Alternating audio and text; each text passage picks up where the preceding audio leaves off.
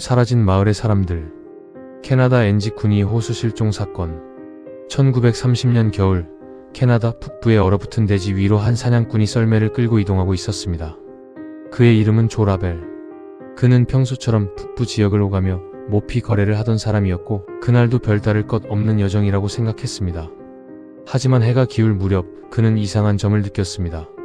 그가 향하던 곳은 엔지쿠니 호수 근처의 작은 이누이트 마을이었습니다. 그 마을은 작지만 늘 사람 냄새가 나는 곳이었죠. 아이들 웃음소리, 깨 짖는 소리, 저녁 준비하는 연기. 겨울밤에는 더더욱 사람이 있는지 없는지가 분명하게 느껴지는 곳이었습니다. 그런데 그날은 이상하게도 너무 조용했습니다. 바람 소리만 들렸습니다. 조 라벨은 처음에는 단지 마을 사람들이 일찍 잠들었거나 사냥을 나갔다고 생각했습니다. 하지만 마을 어귀에 들어서는 순간 등골이 서늘해졌습니다. 집들이 그대로 있었습니다. 문도 닫혀 있었고 생활 흔적도 남아 있었습니다. 그런데 사람이 단 한 명도 없었습니다. 그는 가장 가까운 집 문을 열어보았습니다. 안에는 식기가 그대로 놓여 있었고 불을 피우다 만 흔적도 있었다고 합니다. 마치 사람들이 방금 전까지 생활하다가 갑자기 사라진 것처럼 보였습니다. 다른 집도 마찬가지였습니다. 옷도 남아있고 생활도구도 있고 심지어 먹던 음식이 남아있었다는 이야기까지 전해집니다. 조 라벨은 점점 불안해졌습니다. 추운 북극권에서 마을 전체가 한꺼번에 비운다는 건 쉽게 있을 수 없는 일이었기 때문입니다. 더군하게 썰매를 끌던 썰매개들조차 묶여있거나 죽은 채 발견되었다는 섬뜩한 이야기까지 전해졌습니다. 사람들이 떠났다면 가장 먼저 데려갔어야 할 존재들이었는데 말이죠. 그리고 더 이상한 건 발자국이 거의 없었다는 점입니다. 눈 위에는 누군가 대규모로 이동한 흔적이 보여야 했습니다. 남녀노소가 한밤중에 모두 마을을 떠났다면 눈바닥은 엉망이 되었어야 하죠. 하지만 그런 흔적이 분명하지 않았다고 합니다. 그날 밤 조 라벨은 공포에 휩싸였습니다. 그는 급히 도움을 요청했고 이 이야기는 순식간에 퍼져나갔습니다. 곧 사람들은 여러 추측을 내놓기 시작했습니다. 어떤 이는 말했습니다. 굶주림 때문에 다른 지역으로 이동한 것이다. 또 어떤 이는 고개를 저었습니다. 그럴 리 없다. 생필품을 두고 그렇게 급히 떠날 이유가 없다. 그러자 더 기이한 소문이 붙었습니다. 하늘에 푸른빛 물체가 떠 있었다. 마을 공동묘지가 파헤쳐져 있었다. 사람들이 통째로 사라졌다는 이야기. 이 사건은 곧 마을 전체가 흔적도 없이 사라진 사건으로 알려졌고 수많은 사람들의 상상력을 자극했습니다. 외계인 납치설, 집단 유괴설, 초자연 현상, 북부 대지의 저주. 하지만 시간이 흐르면서 또 다른 해석도 나왔습니다. 당시 보도가 과장되었거나 실제로는 마을 사람들이 계절 이동을 했을 가능성이 있으며 후대에 여러 소문이 덧붙으면서 전설처럼 푹 풀려졌다는 주장입니다. 그래도 이 이야기가 지금까지도 사람들을 끌어당기는 이유는 단순합니다. 누군가 정말로 그날 텅 빈 마을을 보았다고 믿었기 때문입니다. 불이 꺼진 집, 사람의 온기는 남아있는데 사람은 없는 공간, 눈 덮인 세상 한가운데 마치 시간이 끊겨버린 듯한 마을. 상상해보세요. 당신이 밤이 내려앉은 북부 설원에서 멀리 보이는 마을 불빛을 향해 걸어갑니다. 추위에 떨며 문을 두드립니다. 그런데 아무도 없습니다. 집 안에는 컵이 놓여있고 의자는 비스듬히 밀려있고 조금 전까지 사람이 있었던 것 같은 흔적만 남아있습니다. 그리고 밖으로 나오면 하얗게 덮인 눈밭 위에 당신 말고는 아무 흔적도 없습니다. 그 순간 드는 생각은 하나일 겁니다. 여기 사람들은 도대체 어디로 간 거지? 아무도 없던 등대. 플래넌 아일 제도 등대지기 실종 사건. 1900년 12월 스코틀랜드 북서쪽의 거친 바다 한가운데에는 플래넌 아일 제도라는 외딴 섬이 있었습니다. 그 섬에는 배들이 암초에 부딪히지 않도록 불빛을 비춰주는 작은 등대가 하나 있었고 그 등대를 지키는 사람은 늘 3명이었습니다. 그들은 바다를 잘 아는 숙련된 등대지기들이었고 고립된 섬 생활에도 익숙한 사람들이었습니다. 폭풍이 몰아쳐도 파도가 절벽을 때려도 그들은 정해진 시간에 불을 켜고 장비를 점검하고 기록을 남겼습니다. 늘 그렇듯 그날도 평범해야 했습니다. 하지만 1900년 12월 중순 인근을 지나던 선박의 선원들이 이상한 점을 발견했습니다. 밤바다에서 보여야 할 등대 불빛이 보이지 않았던 것입니다. 처음에는 날씨 탓일 거라고 생각했습니다. 안개가 짙거나 잠시 문제가 생겼을 수도 있으니까요. 며칠 뒤 보급선이 섬에 도착했습니다. 그런데 배가 다가가도 부두에는 아무도 나오지 않았습니다. 보통 보급선이 오면 등대지기 중 한 명쯤은 나와서 손을 흔들거나 밧줄을 받았어야 했습니다. 하지만 섬은 이상할 만큼 고요했습니다. 보급선 선장은 점점 불안해졌습니다. 결국 한 선원이 섬에 올라가 등대로 향했습니다. 등대 문은 닫혀 있었습니다. 안으로 들어간 그는 곧 섬뜩한 사실을 알아차립니다. 아무도 없었습니다. 등대 안은 완전히 텅 비어 있었습니다. 식당에는 먹다 만 흔적이 남아 있었다는 이야기가 전해지고 의자 하나가 넘어져 있었다는 말도 있었습니다. 시계는 멈춰 있었고 등대지기 3명은 섬 어디에서도 발견되지 않았습니다. 더 이상한 점은 따로 있었습니다.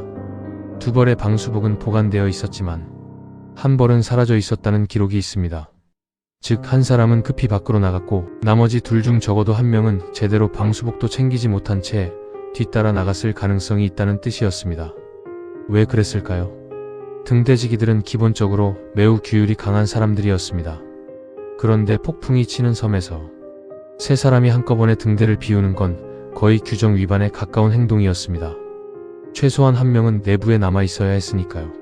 하지만 셋 다 사라졌습니다. 이후 수색이 시작됐습니다. 섬의 절벽 아래도 살폈고 바위 틈도 뒤졌지만 시신은 나오지 않았습니다. 섬 곳곳을 조사하던 사람들은 서쪽 착륙장 부근에서 폭풍의 흔적을 발견했습니다. 밧줄 상자가 부서져 있고 장비가 심하게 손상되어 있었으며 평소보다 훨씬 높은 곳까지 파도가 덮친 듯한 자국이 있었다고 합니다. 그래서 가장 유력한 설명은 이것이었습니다.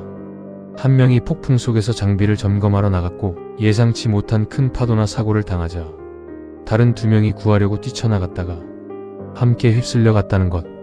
이 설명은 가장 현실적입니다. 그리고 공식적으로도 비슷한 방향으로 정리됩니다. 그런데 문제는 이 사건이 그렇게 간단히 끝나지 않는다는 데 있습니다. 후대에 전해진 이야기들 가운데는 등대 일지에 이상한 내용이 있었다는 주장도 있습니다. 예를 들어 평소 거칠기로 유명한 등대지기 1명이 폭풍을 무서워했다. 또 다른 이는 울고 있었다. 그리고 신이 우리를 도와주길 같은 문장이 적혀 있었다는 이야기입니다. 하지만 이 부분은 후대에 덧붙여졌을 가능성이 크고 기록의 진위도 논란이 많습니다. 그럼에도 사람들이 이 사건을 잊지 못하는 이유는 결론이 있어도 완전히 설명된 느낌이 들지 않기 때문입니다. 숙련된 3명의 남자, 외딴 섬, 거센 겨울바다, 잠시 꺼진 등대, 그리고 텅 빈 내부. 상상해보세요. 당신은 거센 파도 소리를 들으며 좁은 돌계단을 올라갑니다. 문을 열자 축축한 바닷바람 냄새가 밀려듭니다. 램프는 꺼져 있고 방 안은 정리되어 있는데 사람만 없습니다. 방금 전까지 누군가 여기 있었을 것 같은데 소리도 발자국도 기척도 없습니다. 창밖에는 검은 바다가 들이치고 절벽 아래에서는 파도가 미친 듯이 부서집니다. 그리고 문득 깨닫습니다. 이 섬에서 사라진 건 단순히 사람 셋이 아니라 그들이 마지막 순간에 무엇을 받는지에 대한 진실이라는 걸요.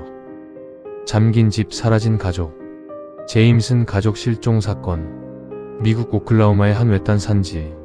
나무가 빽빽하고 길은 좁고 해가 지면 어둠이 너무 빨리 내려앉는 곳이 있습니다. 낮에도 사람 그림자보다 숲 그림자가 더 진한 곳. 멀리서 누가 불러도 바람 소리와 구별이 잘 안 되는 곳. 2009년 10월 그곳으로 한 가족이 차를 몰고 들어갔습니다. 아버지 바비 제임슨, 어머니 셜린 제임슨, 그리고 6살 딸 메디슨. 겉으로 보면 평범한 가족처럼 보였지만 주변 사람들의 말에 따르면 그들은 이미 한동안 불안정한 상태였다고 합니다. 부부 관계도 좋지 않았고 경제적 문제와 건강 문제, 서로를 향한 불신도 있었다고 전해집니다. 그날 가족은 산속의 땅을 보러 갔다고 알려졌습니다. 새로 살 집을 짓기 위해서였다는 말도 있었죠. 하지만 그날 이후 그들은 집으로 돌아오지 않았습니다. 며칠 뒤 가족의 픽업 트럭이 산속 외딴 곳에서 발견됩니다. 그 장면이 이상했습니다. 너무 이상해서 지금까지도 이 사건이 사람들 기억에 남아 있습니다. 차 안에는 가족의 지갑, 휴대전화, 신분증, 옷까지가 남아 있었습니다. 그리고 더 충격적인 건 반려견도 차 안에 살아있는 채로 남겨져 있었다는 점입니다. 개는 몹시 쇠약해져 있었지만 살아 있었습니다. 누군가 급히 차를 버리고 내렸다는 뜻처럼 보였죠. 그런데 이상했습니다. 성인이든 아이든 스스로 산속으로 들어갔다면 최소한 휴대전화나 지갑 정도는 챙겼을 가능성이 큽니다. 특히 어린 딸이 있는 상황이라면 더더욱 그렇습니다. 하지만 중요한 물건들은 거의 그대로였습니다. 차 문이 잠겨 있었는지 정확한 세부는 매체마다 조금씩 다르게 전해지지만 핵심은 같았습니다. 가족은 사라졌고 차만 남아 있었다. 그것도 너무 갑작스럽게. 수사 과정에서 가족을 둘러싼 기묘한 정황들이 하나둘 드러났습니다.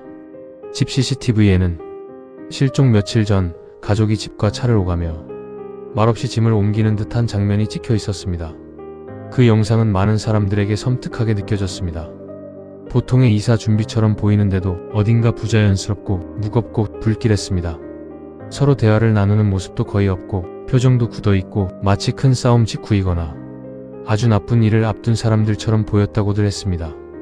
또한 가족 주변에서는 이들이 영적인 현상, 종교적 불안, 이상한 믿음 같은 것에 빠져 있었다는 이야기도 나왔습니다.